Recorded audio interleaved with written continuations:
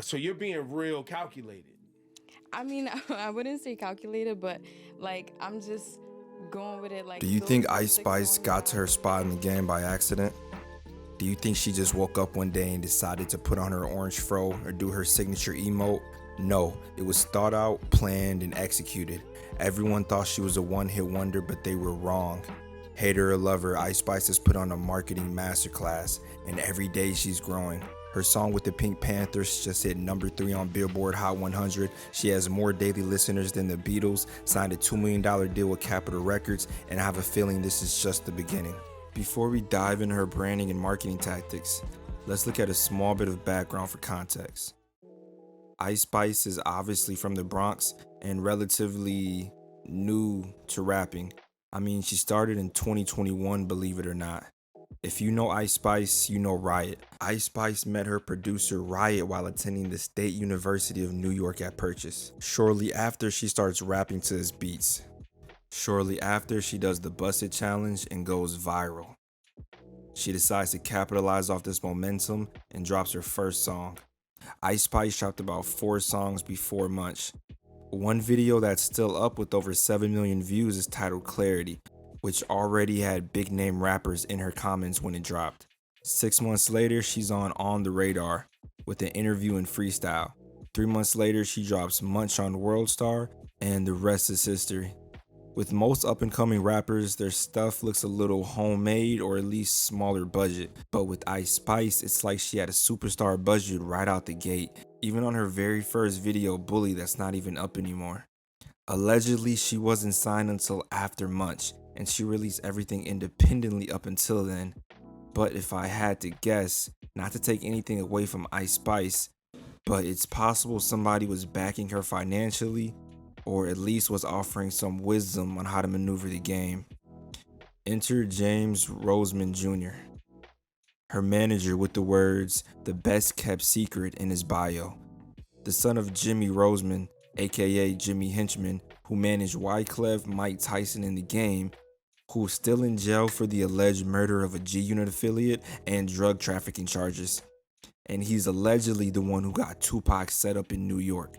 James Roseman Jr. is very connected in the industry, and it's possible he found her before she blew up. It's possible he orchestrated this entire plan behind the scenes and pretended to sign her after the release of Munch. None of this is confirmed, it's just a theory. We can only speculate. Whether it's Ice Spice or her management, whoever came up with this marketing plan is low-key a genius. People are always shocked Ice Spice has blown up the way she has because her rapping isn't top tier. As if that's ever mattered. Yeah. Alright, I'm finna get disrespectful. They're not paying attention to the branding. Ice Spice is arguably one of the best brands in hip hop. Let's break down what a marketing brand is. A brand is how a company differentiates itself from its peer brands, communicated through an identifying mark, logo, name, tagline, voice, and tone. Let's look at how she applied this to herself. Image, the signature curly orange fro. One of my friends recently wore a red curly fro to one of her lectures, and she said she was getting Ice Spice comparisons all day. This hairstyle is genius. No one else is rocking it. It looks good on her and it stands out. I don't know if this was her idea, but whoever picked this out, chef's kiss. Most rappers buy ridiculous chains, but her chain is part of her brand. It's an investment, it's her signature look, and she rocks it everywhere. Northwest recently wore it when she paired her in a TikTok video. The emote. How many rappers have their own emote? With the rise of Fortnite and other games that have popularized the emote, it was genius for her to do this signature dance in the video. It's intense, it's sexy, and she does it so much it's a meme now. From using the Bikini Bottom sample on her first release after Munch, which was trending on Twitter, to using Princess Diana as the name of one of the best songs on her album, which was trending after the death of the Queen in Prince Harry's book. She even says that she came up with the term Munch. She's literally creating terms that people use on a day-to-day basis. Her album name is like. See, I can't do it. You can't even pronounce the album. Try it. You gotta roll your eyes when you do it. Like. Yeah. It's not a try-hard album name, and it comes with another emote, the eye roll. Her fan base already has a name coined the Spice Cabinet. She's hitting every single marketing and branding checkbox. And it's not forced, it's not corny, she's doing it well. I mean, honestly, hats like, off. manifesting everything that's happening now. Okay.